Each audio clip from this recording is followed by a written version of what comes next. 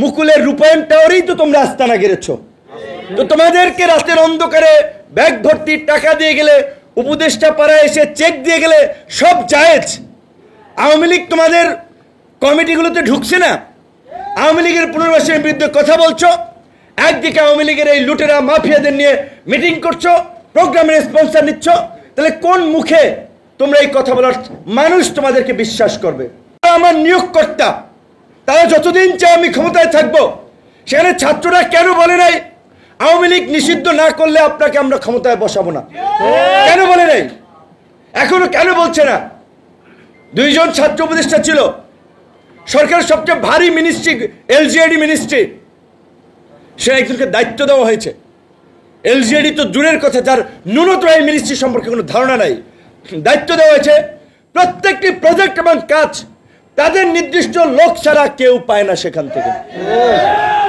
এই আওয়ামী এই মাহফুজের স্ট্যাটাস আছে জামাতের আর্থিক মেরুদণ্ড ভেঙে দেওয়ার জন্য। আপনারা যেভাবে দেখেছিলেন আওয়ামী লীগ সরকার বিভিন্ন ব্যাংক ট্যাঙ্ক সিস্টেমাইজ করেছিল প্রতিষ্ঠান। আওয়ামী লীগের মাহফুজ এখানে বলেছে আওয়ামী লীগের আর্থিক দুর্গে আমরা হাত দিতে পারি নাই। আওয়ামী লীগের সবচেয়ে বড় লুটেরা মাফিয়া শিল্প প্রতিষ্ঠান এই বসুন্ধরা সহ এই ওরিয়ন চরিয়ন যারাই আছে, কয়টা প্রতিষ্ঠানের বিরুদ্ধে এই ছাত্ররা আন্দোলন করছে? বরঞ্চ ওই লুটেরা আরেক মাফিয়া বসুন্ধরার সহযোগী এই লুটেরা মুকুলের রূপায়ণ টাওয়ারেই তো তোমরা আস্তানা গেড়েছ। তো তোমাদেরকে রাতের অন্ধকারে ব্যাগ ভর্তি টাকা দিয়ে গেলে, উপদেষ্টা পাড়ায় এসে চেক দিয়ে গেলে সব জায়েজ। আওয়ামী লীগ তোমাদের কমিটিগুলোতে ঢুকছে না। আওয়ামী লীগের পুনর্বাসনের বিরুদ্ধে কথা বলছো, একদিকে আওয়ামী লীগের এই লুটেরা মাফিয়াদের নিয়ে মিটিং করছো, প্রোগ্রামের স্পন্সর নিচ্ছ, তাহলে কোন মুখে তোমরা এই কথা বলার মানুষ তোমাদেরকে বিশ্বাস করবে?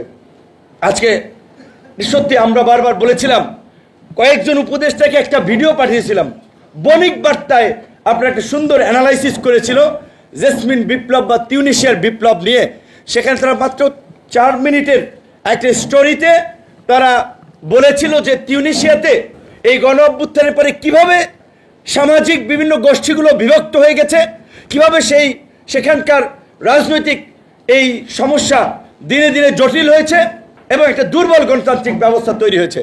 আমি কয়েকজন উপদেষ্টাকে পাঠিয়ে বলেছিলাম যে বাংলাদেশে কিন্তু আমরা সেম পরিস্থিতি লক্ষ্য করছি। আজকে মাহফুজ যেটা এখানে বলছে, বাম এবং ডানের যে কালচারাল বিভেদ, রাজনৈতিক অংশীজনদের সরকারের প্রতি অসহযোগিতা, কেন সহযোগিতা করবে? তারা ইতিমধ্যেই যে 9-6 করেছে, সাবের হোসেন চৌধুরীর জামিন থেকে আজকে আব্দুল হামিদের পালিয়ে যাওয়া, সব কিছু সরকারের সিগন্যাল হচ্ছে, সরকারের মধ্যস্থতা হচ্ছে। কিন্তু আর্মির দোষ দেওয়া যায়। 626 জন লোক নাকি যারা আর্মির কাস্টডিতে ছিল তারা পালিয়ে গেছে, সেটার জন্য জবাবদিহিতা করা দরকার ছিল। একই সাথে আমরা জানতে চাই গত কয়েক মাসে আওয়ামী লীগের নেতা কর্মীরা কিভাবে জামিন পেয়েছে, তার জন্য দায়িত্ব তোমাদের সরকারের। আমরা বারবার বলছিলাম দেশের এই বাস্তবতায় আমরা একটা রাষ্ট্র সংস্কারের মধ্যে দিয়ে একটা পরিবর্তনের পথে এগিয়ে যেতে চাই।